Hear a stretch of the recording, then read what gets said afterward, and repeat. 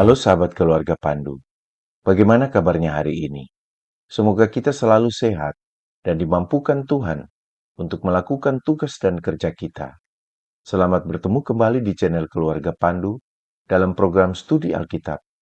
Studi Alkitab kita kali ini diambil dari Yehezkel 37 ayat 1-6. Sebelum mendengarkan penjelasan saya, silakan sahabat-sahabat Keluarga Pandu membaca teks Alkitabnya terlebih dulu. Sebelum lanjut, jangan lupa subscribe, like, komen, dan share untuk membantu mengembangkan channel ini, supaya channel ini bisa bermanfaat untuk siapa saja. Narasi tentang tulang-tulang yang dihidupkan kembali ini disajikan menyusul narasi tentang pembaruan Israel. Ini berkaitan dengan tempat Yehezkel 37 sebagai bagian dari narasi besar dari Yehezkel tentang janji-janji keselamatan untuk bangsanya sendiri. Yehezkel 37 yang memperlihatkan ciri khas literatur apokaliptik menjadi visi Yehezkel tentang tulang-tulang orang mati. Begitu terkenalnya narasi kebangkitan dalam Yehezkel 37 ini, membuat dia dilukiskan di salah satu dinding dari Dura Europos dari abad ketiga Masehi. Yehezkel memulai narasinya dengan mengatakan bahwa dirinya diliputi oleh kuasa Tuhan. Ayat 1 sebenarnya dimulai dengan pernyataan, tangan Tuhan ada atasku. Hayeta, alai, yad, Yahweh. Hayeta dari haya secara harfiah berarti jatuh atau terjadi, atau menjadi atau ada. Apa yang terjadi? Sang nabi pergi atau keluar oleh roh Yahweh atau roh Tuhan. Kata Ibrani yad secara harfiah berarti tangan, namun juga dimaknai sebagai kuasa atau kekuasaan. TBLAI memilih menginterpretasikan yad dan haya dengan kuasa yang meliputi, sementara yatsa secara harfiah berarti pergi atau keluar. Yehezkel memulai narasinya dengan memberikan penekanan pada karya roh Tuhan. Sang nabi dibawa pergi keluar oleh roh Tuhan dan diistirahatkan di tengah lembah atau daratan. Waini heni betok habika. Waini heni dari Nuah secara harfiah berarti beristirahat. Makna lainnya adalah meninggalkan atau meletakkan atau menempatkan atau membaringkan. Maknanya menunjuk kepada sebuah sikap tenang yang dengan sikap itu seseorang juga akan mendapatkan ketenangan pikiran.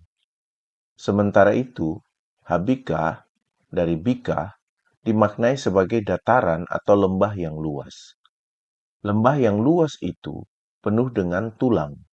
Itsem tidak hanya berarti tulang, tetapi juga menggambarkan diri pribadi.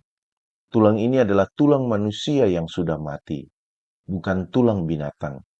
Jadi Nabi dibawa keluar dari kehidupannya sehari-hari untuk melihat realitas yang mungkin tidak dibayangkan atau dipikirkannya jika dia tidak keluar dari tempatnya. Dengan kata lain, hanya dengan keluar dari rutinitas sehari-hari, Nabi bisa melihat sesuatu yang lain yang tidak terpikirkan sebelumnya olehnya. Di ayat 2, roh membawa Nabi melewati tulang-tulang itu. Bahasa Ibrani abar memang secara harfiah berarti melewati atau melalui, sementara sabib atau sebiba berarti sekitar atau sekeliling atau setiap sisi atau sirkuit. TBLAI menerjemahkan kedua kata ini dengan ia membawa aku berkeliling. Perkataan dan lihatlah, wehine, memberi kesan pembaca ada bersama Nabi dan diajak Nabi untuk melihat apa yang dilihatnya. Apa yang dilihat? Ada sangat banyak tulang di permukaan lembah itu, dan tulang-tulang itu sangat kering. Yebesot meod. Penggunaan rabot dan meod untuk menekankan bahwa tulang-tulang yang kering itu bukan hanya banyak, tetapi sangat banyak. Dengan mengatakan bahwa tulang-tulang ini terletak begitu saja di permukaan lembah, penulis ingin memperlihatkan bahwa tulang-tulang itu adalah bagian yang tersisa setelah dagingnya mungkin dimakan burung-burung dan juga binatang-binatang yang ada di tanah. Penampakan lembah yang dipenuhi dengan tulang-tulang yang sangat banyak dan kering memberikan beberapa pemaknaan. Pertama, tulang-tulang itu tidak mendapatkan penguburan yang layak dan perlakuan yang seharusnya terhadap mayat manusia. Kedua, keberadaan tulang-tulang yang kering itu memperlihatkan bahwa mereka sudah terabaikan untuk waktu yang lama. Dan ketiga, sepertinya tulang-tulang ini adalah sisa-sisa santapan binatang di alam terbuka. Dengan demikian, keberadaan tulang-tulang ini menggambarkan sebuah kematian yang mengerikan. Santo Basil mengatakan bahwa ini adalah juga gambaran penghakiman di masa depan. Menurut ahli antropologi forensik di Texas State University, Daniel Westcott, dibutuhkan waktu sekitar 10 tahun sampai tubuh orang yang sudah meninggal terurai dan menyisakan tulang. Ada juga ahli forensik yang mengatakan bahwa dibutuhkan sekitar 8 sampai 12 tahun.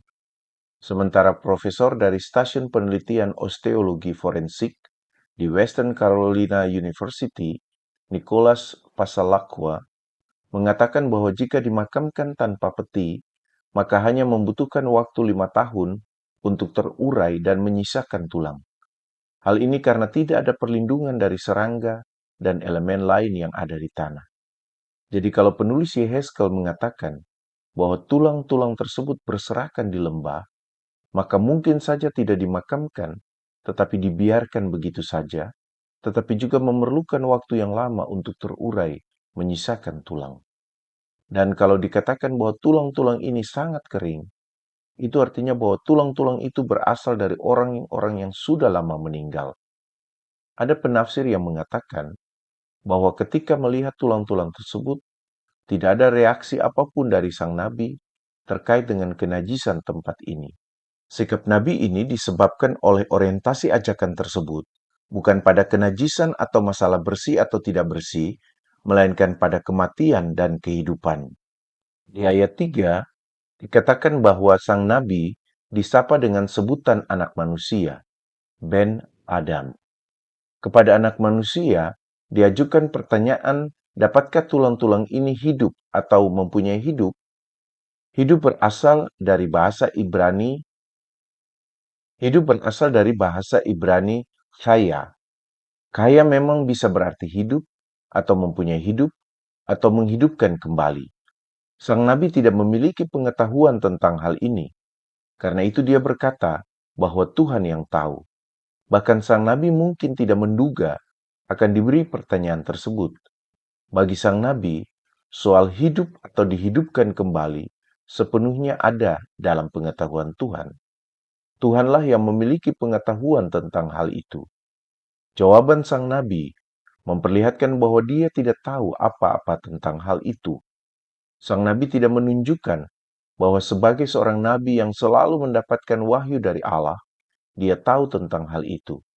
Jadi tidak mentang-mentang nabi, lalu dia tahu atau mungkin juga sok tahu. Respons sang nabi memperlihatkan bahwa dia memang hanya anak manusia yang tidak berdaya dan tidak memiliki kemampuan yang terkait dengan hidup dan mati.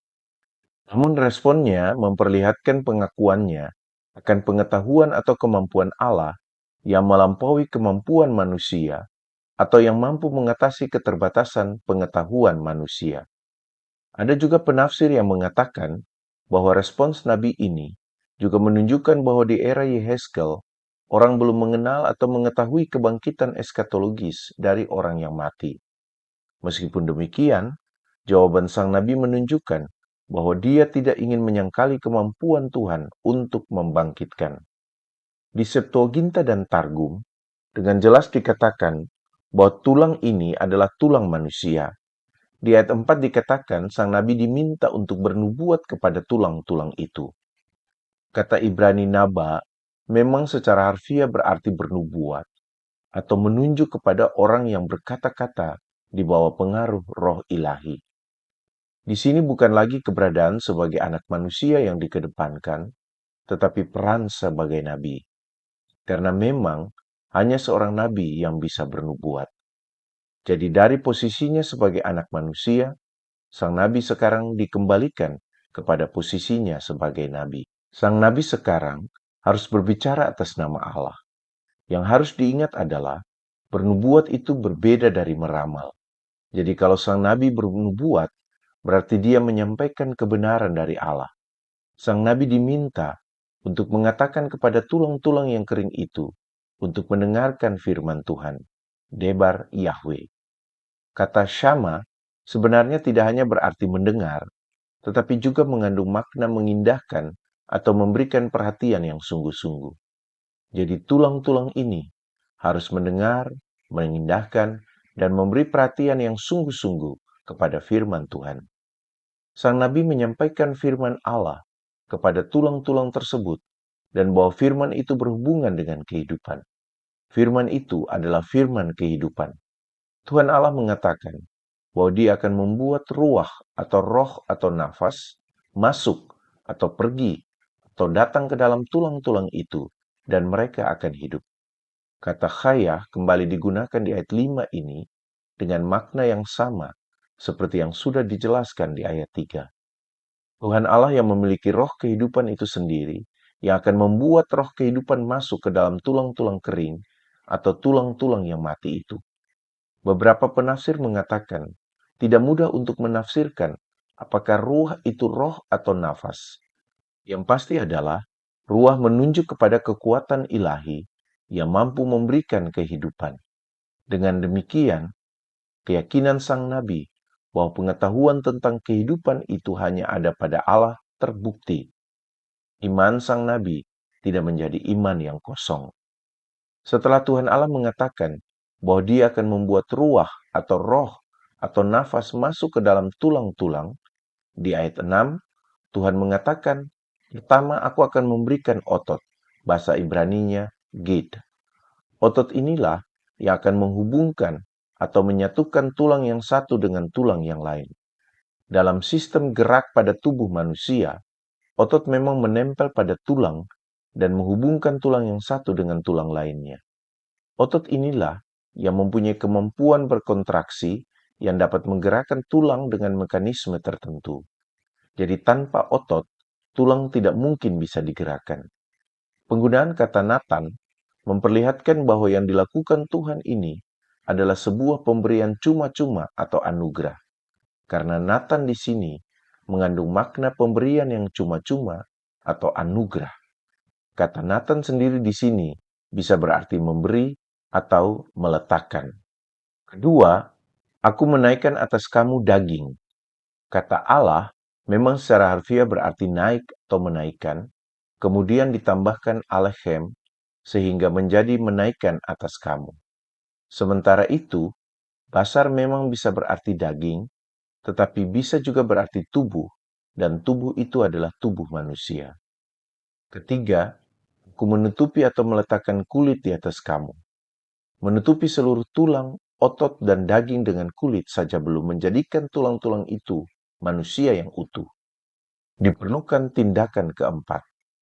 Tindakan keempat adalah Allah mengulangi yang sudah dikatakan sebelumnya di ayat 5. Aku memberikan roh atau nafas di dalam kamu, dan kamu akan hidup. Berbeda dari ayat 5 yang menggunakan kata bo yang dihubungkan dengan ruah, di ayat 6 ini digunakan kata Nathan dengan makna yang sama seperti yang sudah dijelaskan sebelumnya. Jadi ruah di sini adalah anugerah atau pemberian cuma-cuma dari Allah. Tujuan Allah melakukan hal ini dinyatakan di bagian akhir ayat 6. Tujuannya adalah untuk membuat tulang-tulang yang mati ini menjadi hidup dan tahu bahwa Tuhan itulah Yahweh. Narasi ayat 6 ini memperlihatkan bahwa tidak cukup hanya memberikan roh atau nafas, tetapi juga otot dan daging. Karena dengan begitu, tulang-tulang itu kembali hidup menjadi manusia. Proses semacam ini sering dikenal juga dengan sebutan revivifikasi atau proses memperbarui atau merestorasi hidup. Ada penafsir yang mengatakan bahwa ruah lebih tepat diartikan bukan hanya nafas, tetapi juga roh. Dengan demikian, tulang-tulang ini diperbarui bukan bertujuan semata-mata untuk menjadi manusia yang hidup, tetapi juga menjadi manusia rohani yang di dalamnya berdiam roh Allah. Dengan begitu, terbangun hubungan yang baru dengan Allah atas dasar pengenalan akan Allah. Beberapa penafsir mengatakan bahwa narasi ini bukan hanya berbicara tentang kebangkitan di masa depan, melainkan juga pemulihan umat yang sepenuhnya menjadi janji dan tindakan Allah. Karya pemulihan Allah ini dimulai dengan pemulihan iman sebelum pemulihan fisik atau jasmani. Hanya orang yang dipulihkan imannya dan yakin akan janji Allah yang akan mengalami pemulihan tersebut. Bagi Luther, ini adalah nubuat tentang Israel yang baru dan mencerminkan kerajaan Kristus. Penafsir yang lain memberi penekanan pada pemulihan umat melalui karya Roh. Roh itu yang menuntun Nabi dan memberikan pencerahan kepadanya. Roh juga yang masuk ke dalam tulang-tulang yang kering dan memulihkan serta memberikan kepadanya daya hidup yang baru.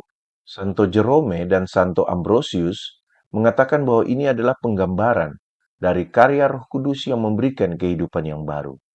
Ada juga penafsir yang mengatakan dengan sabdanya Allah menciptakan dunia ini, dan dengan sabdanya Dia menghidupkan kembali yang mati. Ini mengingatkan kita pada sabda Yesus Kristus yang memerintahkan Lazarus keluar dari kematian.